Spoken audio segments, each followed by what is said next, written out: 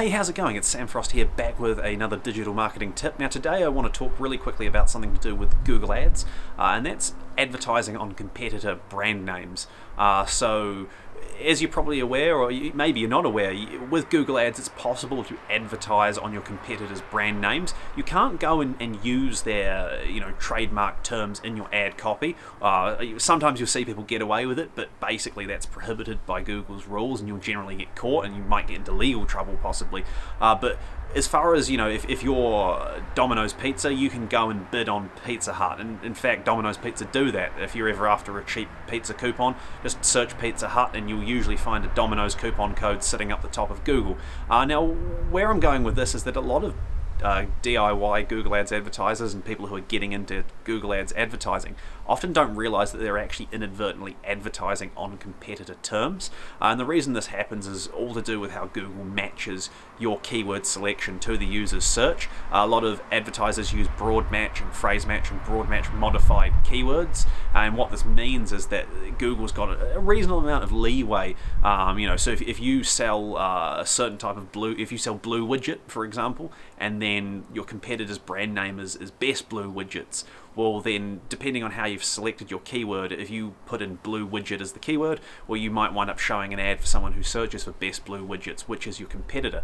So what you want to be aware of is those competitor names, and as you review your search terms report in Google Ads, which you should be doing regularly, you want to actually be checking how those competitor searches are performing, because more often than not they don't perform that well.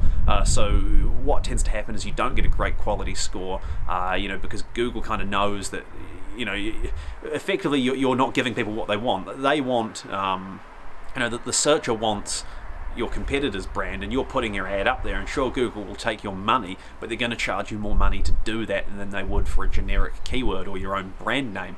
So what I say to people is review your search terms, look out for competitor brand names, and if you're seeing some promising results off them, maybe you're getting conversions, it's looking promising, then if you do want to go down that path, I would suggest parking all your competitor terms in their own campaign so you can really monitor the performance. So add your competitor brand names as negative keywords to your main campaign or your main campaigns, where you're basically almost prospecting for what people are searching, and then have something that's specific to competitor names where you're going to be able to see at the top level very quickly, when you check in each week or each month, how that campaign is performing, and are you actually getting a positive return on investment from advertising on these competitor names? Are you possibly, risking sparking a bit of a war between you and another competitor who might start bidding on your name, and you could avoid that by not actually going after them in the first place. So like I said, a lot of advertisers aren't aware they're doing this. I've had a number of clients in the past who've come to me, and said things like, oh,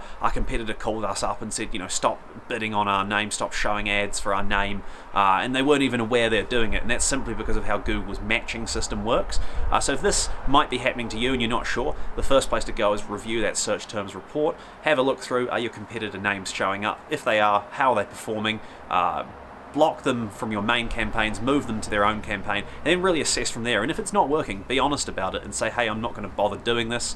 If it is working, well, then you can decide as part of your promotional strategy whether you want to go down that path. If you're not sure how to do this, if you're a bit stuck, feel free to send me a message, email me on info@samfrost.co.nz. I've done this a number of times before, so I can really help you set this up quickly. Thank you so much for watching. I look forward to seeing you next time, and yeah, I'll see you around. If you are watching on YouTube, please like and subscribe as well. Thank you so much. Sounds